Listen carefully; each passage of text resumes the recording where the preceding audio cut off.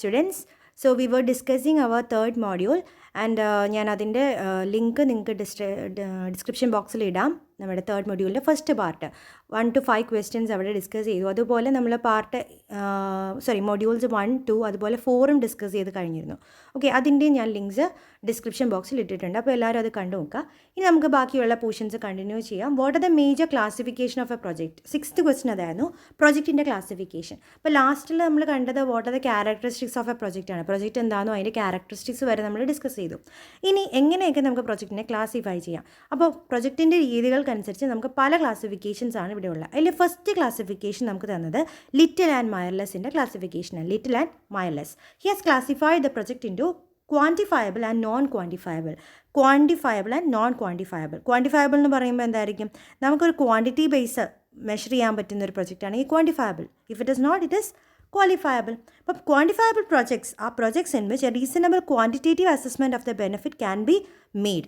ഇപ്പം ആ ഒരു പ്രൊജക്റ്റ് കഴിഞ്ഞാൽ നമുക്ക് ഇതേ ബെനിഫിറ്റുകളൊക്കെ കിട്ടുന്നു എന്ന് പറയാൻ പറ്റുമെങ്കിൽ ആ ഒരു പ്രൊജക്റ്റിനെ നമുക്ക് ക്വാണ്ടിഫയബിൾ എന്ന് പറയാം. Which can be measured in any of the terms.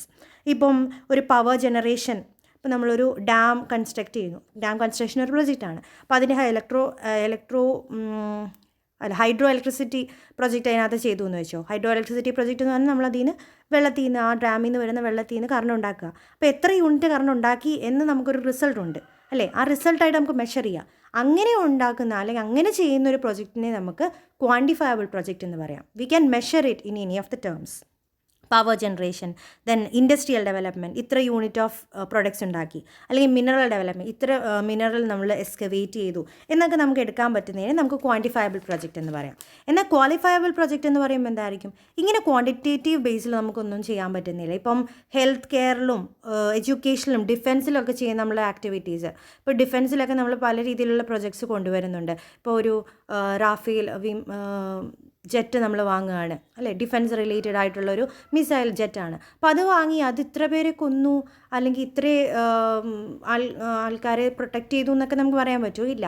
അതിനൊരു ക്വാളിറ്റേറ്റീവ് ബേസിലാണ്. അതിൻ്റെ എഫക്റ്റ് എന്ന് പറഞ്ഞാൽ ഒരു മെഷർ ചെയ്യാൻ പറ്റുന്ന ക്വാളിറ്റിയിലല്ല. അതുപോലെ ഹെൽത്ത് കെയർ, ഒരു ഹോസ്പിറ്റൽ തുടങ്ങി. ഇപ്പോൾ ഒരു ഹോസ്പിറ്റൽ തുടങ്ങിയാൽ എന്തൊക്കെ സർവീസ് നമ്മൾ കൊടുക്കുന്നു? ചില ആൾക്കാരുടെ ജീവൻ രക്ഷിക്കുന്നു, ചിലർക്ക് അസുഖങ്ങൾ മാറുന്നു. അപ്പോൾ അതൊന്നും നമുക്ക് മെഷർ ചെയ്യാൻ പറ്റത്തില്ല. അവർക്ക് സാറ്റിസ്ഫൈഡ് ആകുന്നു, സാറ്റിസ്ഫാക്ഷൻ ഒരിക്കലും മെഷർ ചെയ്യാൻ പറ്റത്തില്ല. അപ്പോൾ അങ്ങനെയുള്ള പ്രൊജക്ട്സിനെ നമുക്ക് നോൺ ക്വാളിഫയബിൾ പ്രൊജക്ട്സ് എന്ന് ക്ലാസിഫൈ ചെയ്യാം. This is the first classification, quantifiable and non qualifiable. പിന്നെ നമുക്ക് സെക്ടറൽ പ്രൊജക്ട്സ് ആയിട്ട് ക്ലാസിഫൈ ചെയ്യാം. ഏതെങ്കിലും ഒരു സെക്ടറിൽ ചെയ്യുന്ന പ്രൊജക്റ്റ്. ഇപ്പോൾ പ്ലാനിംഗ് കമ്മീഷൻ ആണ് ഈ 5 year പ്ലാൻസിലെല്ലാം ഓരോ ഇയറിലും ഓരോ ഏരിയാസ് ഡെവലപ്പ് ചെയ്യാൻ വേണ്ടിയിട്ടാണ് പ്രൊജക്റ്റ് കൊണ്ടുവന്നിരിക്കുന്നത്. ഇപ്പോൾ അഗ്രികൾച്ചർ ആൻഡ് അലൈഡ് ഏരിയാസിലുള്ളൊരു പ്രൊജക്റ്റ്, അപ്പോൾ അതൊരു അഗ്രികൾച്ചർ സെക്ടറിനെ ബേസ് ചെയ്തിട്ടാണ്. പിന്നെ ഇറിഗേഷൻ ആൻഡ് പവർ സെക്ടർ, അപ്പോൾ ഇറിഗേഷൻ പവർ സെക്ടറിൽ ചെയ്യുന്നൊരു പ്രൊജക്റ്റ്. ഇപ്പോൾ ഡാം കൺസ്ട്രക്ഷൻ, ഹൈഡ്രോ ഇലക്ട്രിസിറ്റി ഒക്കെ ഇറിഗേഷൻ ആയിരിക്കും.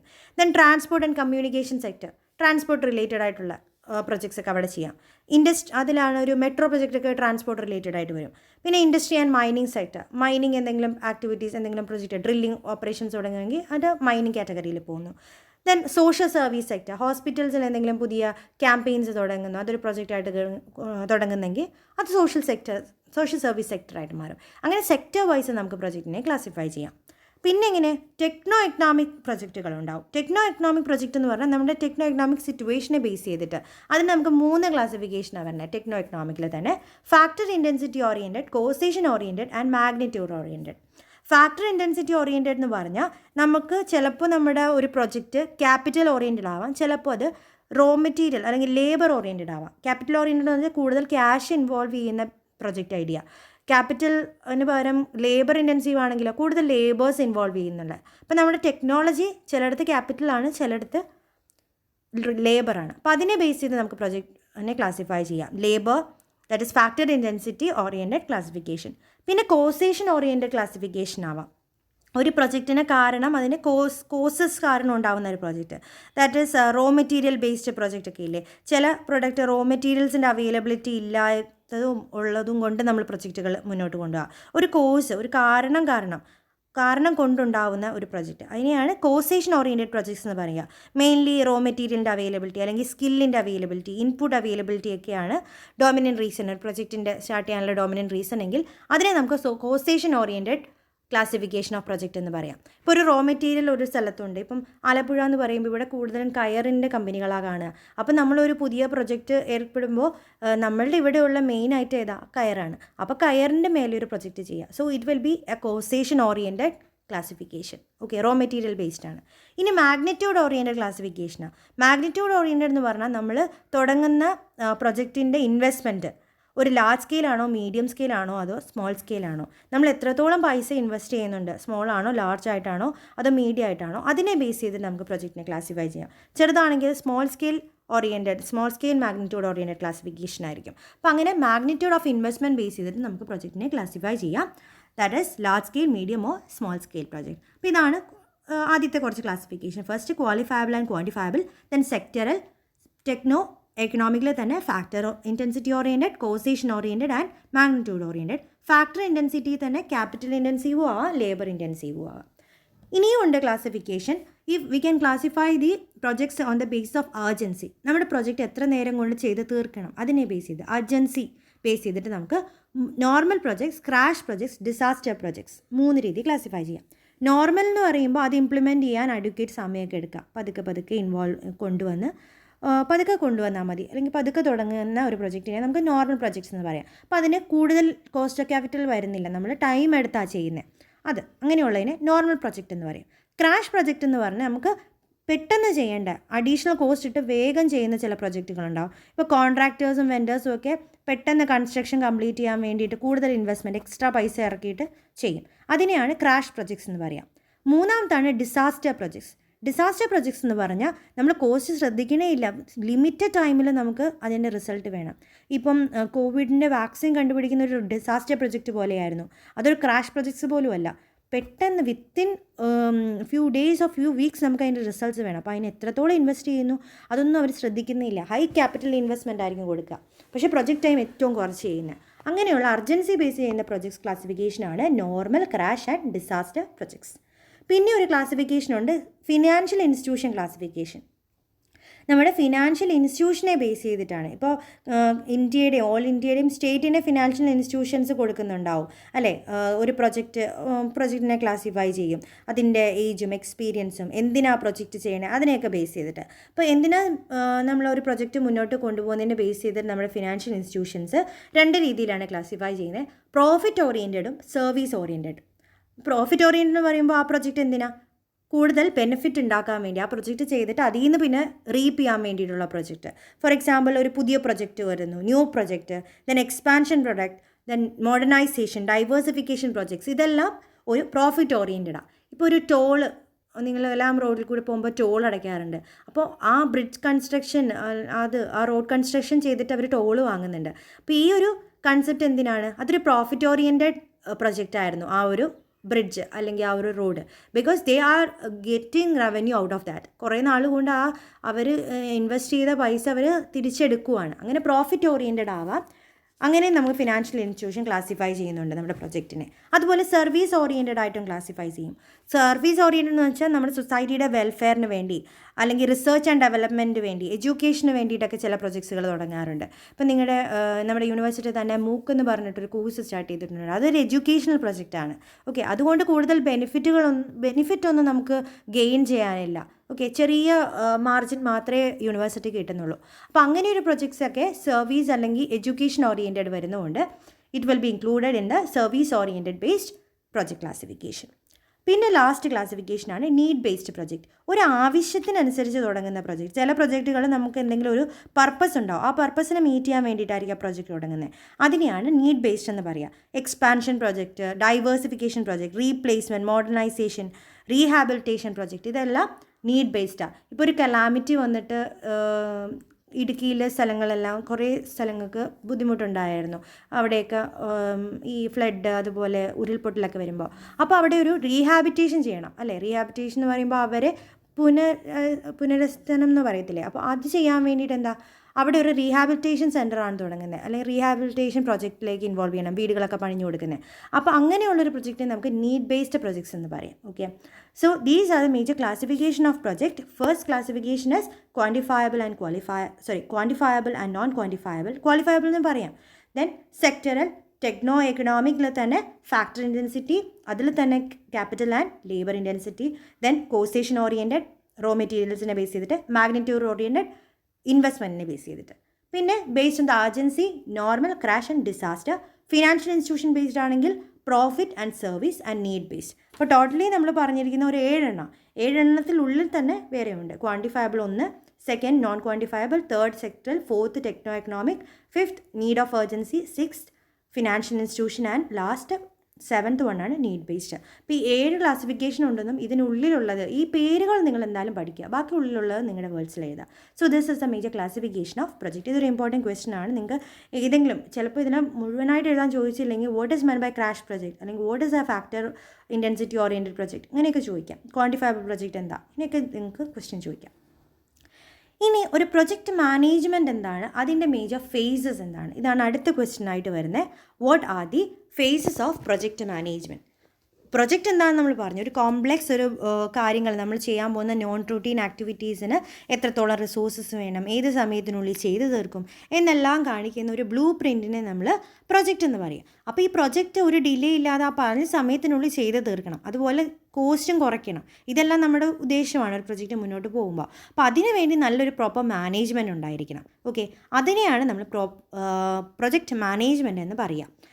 പ്രൊജക്റ്റ് മാനേജ്മെൻറ്റ് ചെയ്യണമെങ്കിൽ കറക്റ്റ് സമയത്ത് കറക്റ്റ് പ്രൊജക്റ്റും ആയിരിക്കണം, കറക്റ്റ് പ്ലേസിലും കറക്റ്റ് പ്രൈസിലും നമ്മൾ ചെയ്തിരിക്കണം. ഒരു നല്ല പ്രൊജക്റ്റ് എന്ന് പറഞ്ഞാൽ എലമെൻറ്റ്സ് ഇതൊക്കെ വേണം. Right time, right project, right place and right price.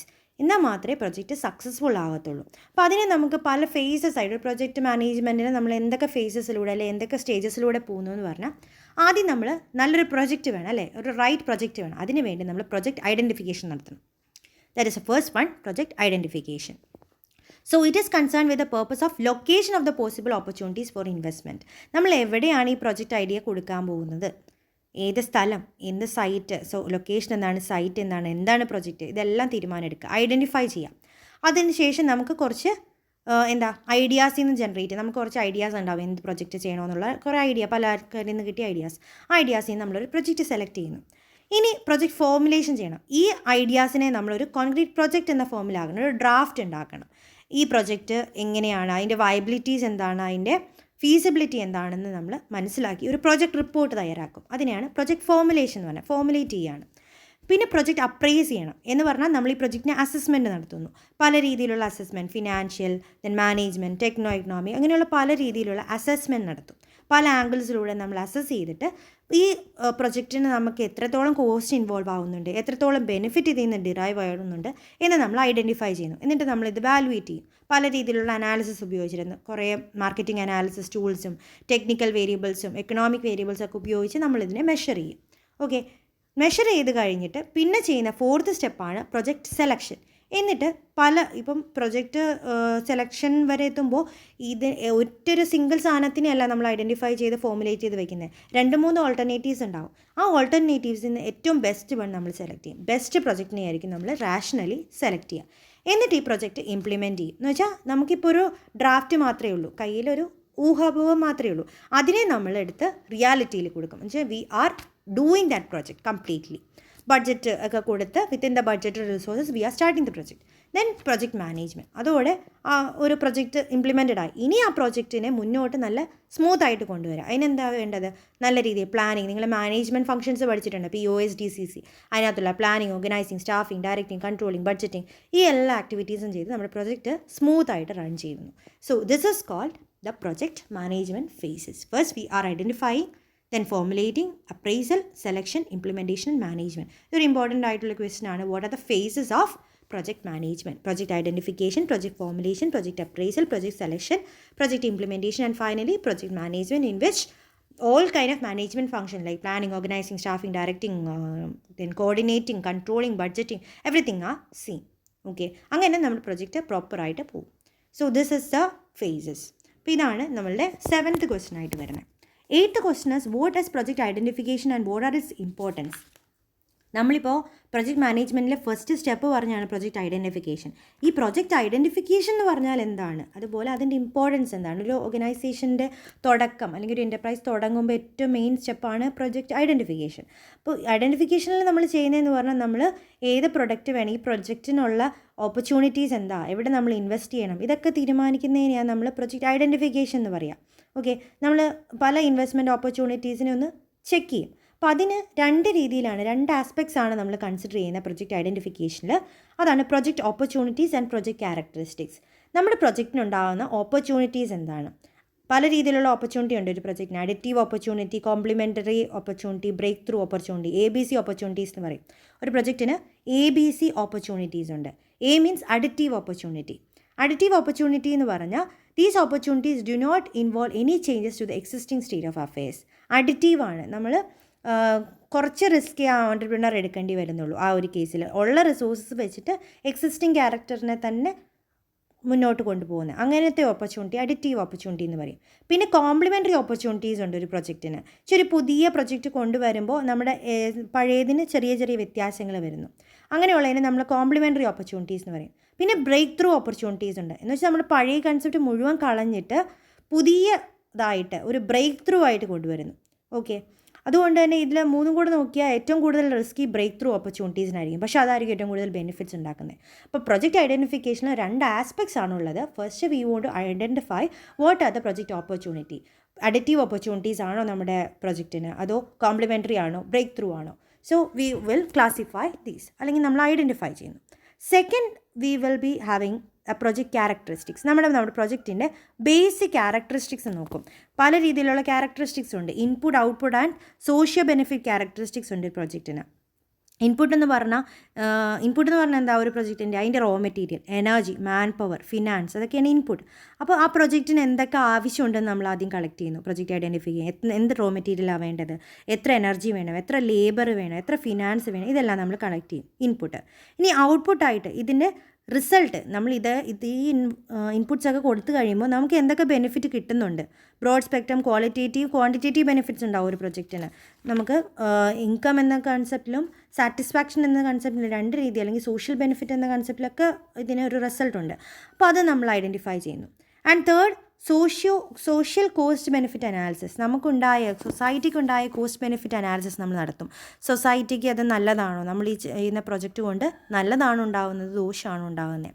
ഇപ്പോൾ ഫോർ എക്സാമ്പിൾ നമ്മളൊരു ഇപ്പോൾ ഡാം കൺസ്ട്രക്ഷൻ തീരുമാനം എടുത്തതെന്ന് വിചാരിച്ചോ. അപ്പോൾ ഡാം കൺസ്ട്രക്ഷൻ തീരുമാനം എടുക്കുമ്പോൾ അത് സോഷ്യൽ കോസ്റ്റ് ബെനിഫിറ്റ് എങ്ങനെയായിരിക്കും, സൊസൈറ്റിക്ക് നല്ലൊരു കാര്യമാണ് ചെയ്യുന്നത്. അപ്പോൾ സോഷ്യൽ കോസ്റ്റ് ബെനിഫിറ്റ് അതിന് കൂടുതലാണ്, അല്ലേ? അതൊരു ക്യാരക്ടറിസ്റ്റിക്സ് ആണ് പ്രൊജക്റ്റിൻ്റെ. ഇൻപുട്ടായിട്ട് എന്തൊക്കെ വേണം, അത് കൺസ്ട്രക്ട് ചെയ്യാനുള്ള ലേബർ വേണം, അതിന് എമൗണ്ട് വേണം, എല്ലാം വേണം. ഔട്ട്പുട്ടായിട്ട് എന്താ, വാട്ടർ ഹാർവെസ്റ്റിംഗ് ചെയ്യുന്നതുകൊണ്ട് തന്നെ നമുക്ക് അതിൽ നിന്ന് ഇലക്ട്രിസിറ്റി കറണ്ട് പ്രൊഡ്യൂസ് ചെയ്യാൻ പറ്റും, അത് അതിൻ്റെ ബെനിഫിറ്റാണ്. അപ്പോൾ അങ്ങനെയുള്ള പ്രൊജക്റ്റിൻ്റെ output, input and social cost benefit analysis നമ്മൾ നടത്തുന്നു. That are the two major aspects in project identification. Project identification രണ്ട് ആസ്പെക്ട്സ് ഉണ്ടെന്ന് ആദ്യം പറയാം. ഓപ്പർച്യൂണിറ്റീസും അതുപോലെ ക്യാരക്ടറിസ്റ്റിക്സും. ഓപ്പർച്യൂണിറ്റീസ് തന്നെ ABC ഓപ്പർച്യൂണിറ്റീസ്, ചിലപ്പോൾ അഡിറ്റീവ് ഓപ്പർച്യൂണിറ്റി ആവാം, അല്ലെങ്കിൽ കോംപ്ലിമെൻ്ററി ഓപ്പർച്യൂണിറ്റീസ് ആവാം, ബ്രേക്ക് ത്രൂ ഓപ്പർച്യൂണിറ്റീസ് ആവാം. ഇനി ക്യാരക്ടറിസ്റ്റിക്സ് ആയിട്ട് നമ്മൾ നോക്കേണ്ടത് input, output and cost benefit characteristics നമ്മൾ നോക്കണം. സോ ഇതൊക്കെ നോക്കി ചെയ്യുമ്പോഴാണ് ഒരു പ്രൊജക്റ്റ് ഐഡൻറ്റിഫിക്കേഷൻ കംപ്ലീറ്റ് ആവുന്നത്. ഈ പ്രൊജക്റ്റ് ഐഡൻറ്റിഫിക്കേഷൻ ചെയ്തുകൊണ്ട് എന്തൊക്കെ ഗുണമുണ്ട്, what are the major importance of project identification എന്നുള്ള ക്വസ്റ്റ്യൻ ഉത്തരം ഇതാണ്. They act as a catalystic agent for entrepreneurship development. ഈ പ്രൊജക്റ്റ് ഐഡൻറ്റിഫിക്കേഷൻ ചെയ്യുന്നതുകൊണ്ടാണ് ഒരു ഓൺട്രപ്രണറിന് മനസ്സിലാവുന്നത്, ഓക്കെ, ഇത് അവർക്കൊരു കാറ്റലിസ്റ്റ് പോലെ ആക്ട് ചെയ്യും, അവരെ ബൂസ്റ്റ് ചെയ്യും, എക്കണോമിക് ഡെവലപ്മെൻറ്റിലേക്ക് വർക്ക് ചെയ്യാൻ വേണ്ടി ബൂസ്റ്റ് ചെയ്യുന്ന ഒരു ക്യാരക്ടറാണ് പ്രൊജക്ട്സ്. അതുപോലെ they look as A frame work for the future activity. ഇനി ഭാവിയിൽ നമ്മൾ എന്തൊക്കെ ചെയ്യണമെന്നൊക്കെ നമുക്കൊരു പ്ലാൻ തരുന്നത് എന്താ, ഈ പ്രൊജക്റ്റ് ഐഡൻറ്റിഫിക്കേഷൻ ആയിരിക്കും. അതുപോലെ ഫ്യൂച്ചർ എക്സ്പാൻഷൻ പാറ്റേൺ എങ്ങനെ വേണം എന്നൊക്കെ ഷേപ്പ് ചെയ്യുന്നത് ഈ ഒരു പ്രൊജക്റ്റ് ഐഡൻറ്റിഫിക്കേഷൻ നോക്കിയിട്ടായിരിക്കും. ഇത് സോഷ്യോ എക്കണോമിക് ബെനിഫിറ്റിന് കാരണമാവും. It accelerate socio economic development and finally it will increase the standard of living. Standard of living തന്നെ ഇത് കൂട്ടാനൊരു കാരണമാകുന്നുണ്ട്. Next question is what are the major sources of project ideas. നമുക്ക് ഈ ഒരു project identification ചെയ്യണമെങ്കിൽ project ideas വേണം. കുറച്ച് ഐഡിയാസിൽ നിന്നാണ് നമ്മൾ പ്രൊജക്റ്റിനെ സെലക്ട് ചെയ്യുന്നത്, ബെസ്റ്റ് വണ്ണിനെ പല അനാലിസിസിലൂടെ സെലക്ട് ചെയ്യുന്നത്. അപ്പോൾ അതിന് എന്തൊക്കെ സോഴ്സസ് ഉണ്ടെന്ന് ചോദിച്ചാൽ the first one is observation. First is observation. നമ്മൾ കണ്ട് മനസ്സിലാക്കി, ഹ്യൂമൻ മൈൻഡ് എന്ന് പറഞ്ഞാൽ ഇങ്ങനെ ഒബ്സർവ് ചെയ്തുകൊണ്ടിരിക്കുക, എല്ലാ കാര്യങ്ങളും ഒബ്സർവ് ചെയ്യുന്നു, ഇന്നോവേറ്റ് ചെയ്യുന്നു, ഇൻ്റർഫറൻസ് അവർ തന്നെ അത് ഇൻ്റർപ്രറ്റ് ചെയ്യുന്നു. ഇങ്ങനെയാണ് ഒബ്സർവേഷൻ നടക്കുക. അപ്പോൾ ഒബ്സർവേഷൻ പല ആൾക്കാർ ചെയ്യുന്ന കാര്യങ്ങൾ കണ്ട് പഠിച്ചിട്ട് നമ്മളത് നമ്മളുടെ ലൈഫിലും നമ്മുടെ ബിസിനസ്സിലും കൊണ്ടുവരാറുണ്ട്. അപ്പോൾ അതൊരു വേ ആണ്. പ്രൊജക്റ്റ് ഐഡിയ ജനറേറ്റ് ചെയ്യാനുള്ളൊരു ബെസ്റ്റ് വേ ആണ് ഒബ്സർവേഷൻ. അപ്പോൾ ഒബ്സർവേഷൻ ചെയ്യുന്നതുകൊണ്ട് നമുക്ക് പുതിയ പുതിയ ഓപ്പർച്യൂണിറ്റീസും പുതിയ പ്രൊജക്റ്റ് ഐഡിയാസൊക്കെ നമ്മുടെ മനസ്സിൽ വരും. ഇന്നോവേറ്റീവും അഡോപ്റ്റീവും ആയിട്ടുള്ള ഓൺട്രപ്രണേഴ്സിനെ അത് കാരണമാകും. അതുപോലെ സെക്കൻഡ് വണ്ണാണ് availability of materials and skill. നമുക്ക് അവൈലബിൾ ആയിട്ടുള്ള സ്കിൽ എന്താണ്, നമുക്ക് അവൈലബിൾ ആയിട്ടുള്ള റോ മെറ്റീരിയൽ എന്താണോ അതിനെ ബേസ് ചെയ്തിട്ടായിരിക്കും നമ്മുടെ ഐഡിയാസ് വരുന്നത്. ഇപ്പം നമ്മളുടെ കയ്യിൽ റോ മെറ്റീരിയൽ കിട്ടുന്ന, ഇപ്പം ആലപ്പുഴ എന്ന് പറയുമ്പോൾ കൊയറാണ് കൂടുതലുള്ളത്. സോ കൊയർ വെച്ചൊരു ഇൻഡസ്ട്രി തുടങ്ങാം എന്ന്, റോ മെറ്റീരിയൽ അടുത്തുണ്ടല്ലോ എന്ന രീതിയിൽ ഒരു ഐഡിയ ക്രിയേറ്റ് ചെയ്യാം. അതുപോലെ എനിക്കുള്ള സ്കില്ല് എന്താണ്, എനിക്കിപ്പോൾ ടീച്ചിങ് ഇഷ്ടമാണ്, അപ്പോൾ അതെൻ്റെ സ്കില്ലായതുകൊണ്ട് ഞാൻ അതിനെ ഒരു ഓപ്പർച്യൂണിറ്റി ആക്കി, അല്ലേ? അതാണ് യൂട്യൂബ് ചാനൽ സ്റ്റാർട്ട് ചെയ്തത്. It's an opportunity for me. അപ്പോൾ അങ്ങനെ നമ്മുടെ സ്കില്ല് മനസ്സിലാക്കിയിട്ട് നമുക്കൊരു പ്രൊജക്റ്റ് ഐഡിയ ക്രിയേറ്റ് ചെയ്യാൻ പറ്റും. പിന്നെ മാഗസീൻസ് വഴി, നമ്മുടെ ട്രേഡ് പ്രൊഫഷണൽ മാഗസീൻസ് എല്ലാം കാണാറുണ്ടാവും നിങ്ങൾ ഓരോ ഷോപ്സിലും, അല്ലെങ്കിൽ നിങ്ങൾ ബുക്സൊക്കെ വായിക്കുന്നവരാണെങ്കിൽ നിങ്ങൾ കാണാറുണ്ട് പല രീതിയിലുള്ള ട്രേഡ് മാഗസീൻസ്, ഫോബ്സ് മാഗസീൻ, അങ്ങനെയുള്ള പല മാഗസീനുണ്ട്, ബിസിനസ് ഔട്ട്ലുക്ക്, എക്കണോമിക് ഔട്ട്ലുക്കൊക്കെ. ഇതെല്ലാം നോക്കുമ്പോൾ അതിലുള്ള പല പല ആൾക്കാരുടെ എക്സ്പീരിയൻസും അവർ ചെയ്ത ബിസിനസ്സും ഇതെല്ലാം വായിക്കുമ്പോൾ നമുക്ക് ചിലപ്പോൾ ഐഡിയാസ് ക്രിയേറ്റഡ് ആവും. അതാണ് മാഗസീൻസ് തന്നെ. പിന്നെ ബുള്ളറ്റിൻസ് ഉണ്ട്. ബുള്ളറ്റിൻസ് എന്ന് പറഞ്ഞാൽ റിസർച്ച്, ഈ മാനേജ്മെൻറ്റ് അല്ലെങ്കിൽ ബിസിനസ് ഡെവലപ്മെൻറ്റിന് വേണ്ടി വർക്ക് ചെയ്യുന്ന റിസർച്ച് ഇൻസ്റ്റിറ്റ്യൂട്ട്സ് ഉണ്ട്, അവരിറക്കുന്ന കുറച്ച് ഡോക്യുമെൻറ്റ്സ് ഉണ്ട്, അവരുടെ റിപ്പോർട്ടുകൾ, അതിനെയാണ് നമ്മൾ ബുള്ളറ്റിൻസ് എന്ന് പറയുക. ആ ബുള്ളറ്റിൻസിൽ പല രീതിയിലുള്ള പ്രൊജക്റ്റുകൾ എക്സ്പ്ലെയിൻ ഉണ്ടാവും, പുതിയ പ്രോസസ്സുകളൊക്കെ എക്സ്പ്ലെയിൻ ചെയ്തിട്ടുണ്ടാവും. അപ്പോൾ അത് കണ്ടിട്ട് നമുക്ക് പുതിയ ഐഡിയാസ് ജനറേറ്റ് ചെയ്യാം. പിന്നെ ഡിപ്പാർട്ട്മെൻറ്റൽ പബ്ലിക്കേഷൻസ്, പല പല ഡിപ്പാർട്ട്മെൻറ്റ്സ് ഇറക്കുന്ന പബ്ലിക്കേഷൻ, ഈ ഗവൺമെൻറ് ഓഫ് ഇന്ത്യയുടെ സെൻസസ് റിപ്പോർട്ട്, അതുപോലെ ഓരോ ഡിപ്പാർട്ട്മെൻറ്റ്സ് ഇറക്കുന്ന ചില പബ്ലിക്കേഷൻസ് ഉണ്ടാവും, അത് നമ്മളെ ഹെൽപ്പ് ചെയ്യാറുണ്ട്. അതിൽ നിന്ന് നമുക്ക് ഐഡിയാസ് ജനറേറ്റ് ചെയ്യാൻ പറ്റും. പിന്നെ പ്ലാൻ ഡോക്യുമെൻറ്റിലൂടെ, ഇപ്പോൾ നമ്മുടെ ഇന്ത്യയുടെ പ്ലാനിംഗ് കമ്മീഷൻ അല്ലെങ്കിൽ പ്ലാനിംഗ് അതോറിറ്റിയൊക്കെ അവരുടെ ഒരു പ്ലാൻ ഡോക്യുമെൻറ്റ് തയ്യാറാക്കും. ഓക്കെ, അതിൽ നമ്മുടെ ഇപ്പോഴത്തെ എക്കണോമിക് സിറ്റുവേഷൻ കാണിച്ചിട്ടുണ്ടാവും, എന്തൊക്കെ ഇൻവെസ്റ്റ്മെൻറ്റ് ഓപ്പർച്യൂണിറ്റീസ് ഉണ്ടെന്ന് കാണിക്കുന്നുണ്ടാവും. അപ്പോൾ ഇതെല്ലാം വെച്ചിട്ട് നമുക്ക് ജനറേറ്റ് ചെയ്യാം ഐഡിയാസ്. അപ്പോൾ പല രീതിയിൽ നമുക്ക് ഐഡിയ ജനറേറ്റ് ചെയ്യാം, പ്രൊജക്റ്റ് ഐഡിയ ജനറേറ്റ് ചെയ്യാം. First main thing is observation, then what are the availability of the skills and the materials, then magazine, bulletins, departmental publication and plan document ആണ്, PLAN ആണ് കേട്ടോ, plan document. So these are the major source of project ideas. Okay, and the last question ഇതായിരുന്നു, explain the stages of project identification. നമ്മളൊരു project ഐഡൻറ്റിഫിക്കേഷനെ പറ്റി പറഞ്ഞു, എന്താണ് project identification, അതുപോലെ what are the major importance പറഞ്ഞു, അതുപോലെ എവിടെ നിന്നൊക്കെയാണ് നമുക്ക് പ്രൊജക്റ്റ് ഐഡിയാസ് കിട്ടുന്നതാണ്. ഇനി ഇതെങ്ങനെയാണ്, ഇതിൻ്റെ മേജർ സ്റ്റേജസ് എന്താ, ഇതാണ് ലാസ്റ്റ് ഇമ്പോർട്ടൻറ്റ് ക്വസ്റ്റൻ ആയിട്ട് വരുന്നത് നമ്മുടെ മൊഡ്യൂൾ നമ്പർ 3. മേജർ സ്റ്റേജസ് എന്ന് പറഞ്ഞാൽ ഫസ്റ്റ് നമുക്ക് പ്രൊജക്റ്റ് ഐഡിയ ജനറേറ്റ് ചെയ്യാന്നുള്ള, നേരത്തെ പറഞ്ഞു എങ്ങനെയൊക്കെയാണ് പ്രൊജക്റ്റ് ഐഡിയ, എവിടെ നിന്നൊക്കെ നമുക്ക് പ്രൊജക്റ്റ് ഐഡിയ കിട്ടുമെന്ന് പറഞ്ഞു. അത് ജനറേറ്റ് ചെയ്യാന്നുള്ള ഫസ്റ്റ്. ഇപ്പം നമ്മൾ ജനറേറ്റ് ചെയ്യുമ്പോൾ ചിലപ്പോൾ നമ്മുടെ ഫ്രണ്ട്സ് റിലേറ്റീവ്സിൻ്റെ സക്സസ് സ്റ്റോറിയിലൂടെ ആവാം, അല്ലെങ്കിൽ ചില ആൾക്കാരുടെ എക്സ്പീരിയൻസ്, മാനുഫാക്ചർ ചെയ്തതിൻ്റെ എക്സ്പീരിയൻസിൽ നിന്നാവാം, ചില പ്രൊഡക്റ്റിൻ്റെ ഡിമാൻഡ് കണ്ട് അതിനനുസരിച്ചാവാം, ആൾക്കാരുമായിട്ട് ഡിസ്കസ് ചെയ്യുമ്പോൾ ഉണ്ടാവുന്നതാകാം ഐഡിയാസ്, അല്ലെങ്കിൽ നമ്മൾ മീഡിയയിൽ ഒരു അഡ്വർടൈസ്മെൻറ്റ് കാണുമ്പോൾ നമുക്കൊരു ഐഡിയ വരാം, അല്ലെങ്കിൽ പുതിയൊരു പ്രൊഡക്റ്റ് വെച്ചിട്ടാവാം, അല്ലെങ്കിൽ ട്രേഡ് ഫെയർസ് കണ്ടിട്ടാവും, ക്രിയേറ്റീവ് തിങ്ക് ചെയ്തിട്ടാവും. ഇങ്ങനെയൊക്കെയാണ് നമ്മൾ ഐഡിയാസ് ജനറേറ്റ് ചെയ്യുന്നത്. ഐഡിയാസ് ജനറേറ്റ് ചെയ്യുന്ന മെത്തേഡ്സ് പറഞ്ഞല്ലോ. അങ്ങനെ ഫസ്റ്റ് നമ്മൾ ഐഡിയ ജനറേറ്റ് ചെയ്യുന്നു, that is the first stage. Second, screening of these ideas. അപ്പോൾ നമുക്ക് കുറേ ഐഡിയ കിട്ടിയിട്ടുണ്ട്, ചിലപ്പോൾ കുറേ ഏരിയാസിന് സ്കോപ്പ് ഉണ്ടെന്ന് നമ്മൾ മനസ്സിലാക്കും. ഇപ്പോൾ നിങ്ങളൊരു പഠിക്കാനൊക്കെ പോവുകയാണ്, ഫസ്റ്റ് ഡിഗ്രിയൊക്കെ എടുക്കാൻ നോക്കുമ്പോൾ നിങ്ങൾക്ക് കുറേ ഓപ്പർച്യൂണിറ്റീസാണ്, കുറേ ഐഡിയ ഉണ്ട്, എന്തിൽ ഡിഗ്രി ചെയ്യണമെന്നുള്ള ഡൗട്ടായിരിക്കും. അതിനുശേഷം നിങ്ങളത് സ്ക്രീൻ ചെയ്യും, ഈ ഉള്ള ഐഡിയാസ് എല്ലാം നല്ലതാണ്, അപ്പോൾ അതിൽ നിന്ന് ബെസ്റ്റ് വൺ നിങ്ങൾ സെലക്ട് ചെയ്യും. അതിനെയാണ് സ്ക്രീനിങ് ഓഫ് ന്യൂ ഐഡിയാസ് എന്ന് പറയാം. ഈ പ്രൊഡക്റ്റിന് മാർക്കറ്റബിലിറ്റി ഉണ്ടോ, ഈ പ്രൊഡക്റ്റ് ആൾക്കാർ വാങ്ങുമോ, ഡിസൈറബിലിറ്റി ഉണ്ടോ, ഓൺട്രപ്രണർ എനിക്ക് ഈ പ്രൊജക്റ്റ് മുന്നോട്ട് കൊണ്ടുപോകാൻ, അല്ലെങ്കിൽ ഈ ഒരു ബിസിനസ് കൊണ്ടുപോകാനുള്ള കഴിവുണ്ടോ, എക്സ്പെർട്ടൈസ് നോളജ് ഉണ്ടോ, എനിക്ക് അതിന് സ്കിൽഡ് ആയിട്ടുള്ള വർക്കേഴ്സ് അവൈലബിൾ ആണോ, അതിനുള്ള റോ മെറ്റീരിയൽസ് അവൈലബിൾ ആണോ, ഞാൻ ഉണ്ടാക്കുന്ന ഈ പ്രൊഡക്റ്റ് ഇമ്പോർട്ട് എക്സ്പോർട്ട് ചെയ്യാൻ എന്തെങ്കിലും റെസ്ട്രിക്ഷൻസ് ഉണ്ടോ, ലൈസൻസ് ഒക്കെ കിട്ടുമോ, ഇങ്ങനെയുള്ള കാര്യങ്ങളെല്ലാം നോക്കിയിട്ട് ഞാൻ പ്രൊജക്റ്റിനെ സ്ക്രീൻ ചെയ്യും. ഇതെല്ലാം നല്ല ഐഡിയാസൊക്കെ അപ്പോൾ ഒരു കാറ്റഗറി വരും, ഇതിൽ ചിലതൊന്നും ലാക്ക് ചെയ്യുന്ന ഐഡിയാസൊക്കെ വേറെ കാറ്റഗറിയിൽ വരും. അതിനകത്ത് ആ നെഗറ്റീവ് കാറ്റഗറി പുവർ ഐഡിയാസിനെയൊക്കെ നമ്മൾ കളയും, എന്നിട്ട് ബെസ്റ്റ് വൺസ് നമ്മളെടുക്കും.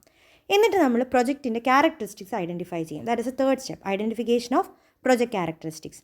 നമ്മുടെ ക്യാരക്ടറിസ്റ്റിക്സ് പറഞ്ഞു, input output as social cost benefit analysis. ഈ 3 കാര്യങ്ങൾ നമ്മൾ നോക്കും. നമുക്ക് എന്തൊക്കെ ഇൻപുട്സ് വേണം, ഇതുകൊണ്ട് നമുക്ക് എന്തൊക്കെ ജനറേറ്റ് ചെയ്യാൻ പറ്റും, സൊസൈറ്റിക്ക് ബെനിഫിഷ്യൽ ആണോ ആവുന്നത്, ഈ കാര്യങ്ങളെല്ലാം നമ്മൾ നോക്കും. ഇതെല്ലാം നോക്കിയിട്ടാണ് നമുക്ക് എവിടെ നിന്നൊക്കെ ഇൻപുട്ട് എടുക്കാൻ പറ്റുമെന്നറിയാം. ഇപ്പം ഫണ്ടിങ് എല്ലാം നമ്മുടെ ഫിനാൻഷ്യൽ ഇൻസ്റ്റിറ്റ്യൂഷനിൽ നിന്നും ഗവൺമെൻറ്റിൻ്റെ ഏജൻസിയിൽ നിന്നൊക്കെ ആയിരിക്കും കളക്ട് ചെയ്യുന്നത്. അപ്പോൾ അതൊക്കെ അവൈലബിൾ ആണോ എന്ന് നോക്കുന്നു. പിന്നെ പ്രൊജക്റ്റ് ഒബ്ജക്റ്റീവ്സ്, നമ്മുടെ പ്രൊജക്റ്റിൻ്റെ ഒബ്ജക്റ്റീവ് സെറ്റ് ചെയ്യണം. എന്തിനാണ് നമ്മൾ ഈ പ്രൊജക്റ്റ് ചെയ്യുന്നത്? ചിലപ്പോൾ നമ്മൾ പ്രൊജക്റ്റ് ചെയ്യുന്നത് പ്രോഫിറ്റ് മോട്ടീവ് ആവാം, ചിലപ്പോൾ സർവീസ് മോട്ടീവ് ആവാം. അപ്പോൾ അത് നമ്മൾ ഫിക്സ് ചെയ്യുന്നു. What is a major purpose of the project.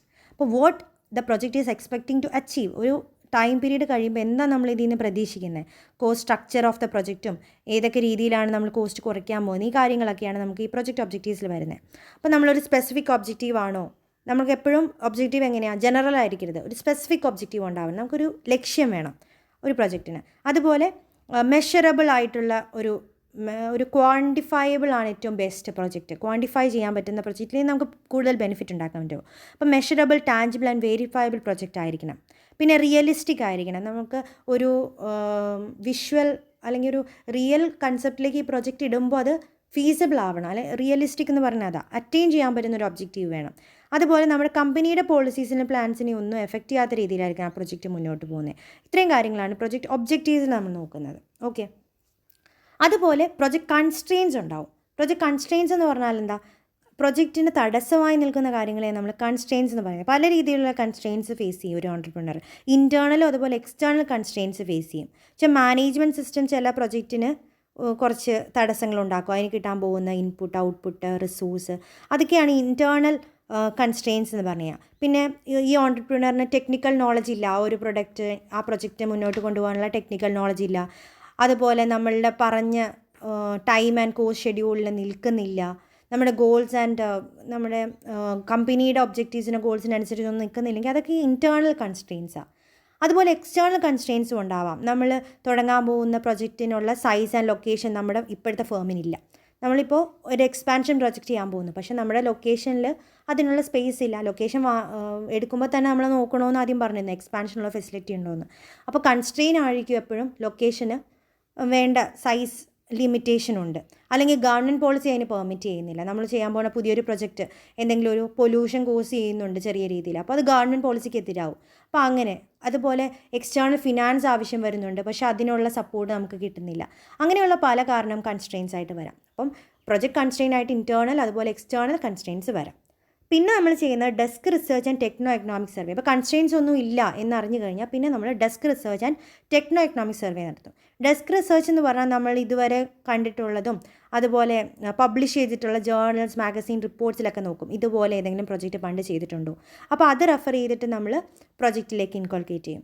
അതുപോലെ നമ്മൾ ടെക്നോ എക്കണോമിക് സർവേ നടത്തും with the help of SIDO, CD, then SIDBI, അങ്ങനെയുള്ള ഏജൻസി ആയിട്ടൊക്കെ ചേർന്നിട്ട് നമ്മൾ ഐഡൻറ്റിഫൈ ചെയ്യും നമ്മുടെ ഈ ഒരു ഇൻഡസ്ട്രിക്ക് പൊട്ടൻഷ്യൽ എങ്ങനെയാണ്, നല്ല രീതിയിൽ റീച്ച് കിട്ടുമോ, നമ്മുടെ ഇമ്പോർട്ട് എക്സ്പോർട്ട് സ്റ്റാറ്റിസ്റ്റിക്സ് ഒക്കെ മനസ്സിലാക്കും, സ്റ്റഡി റിപ്പോർട്ടൊക്കെ എടുക്കും.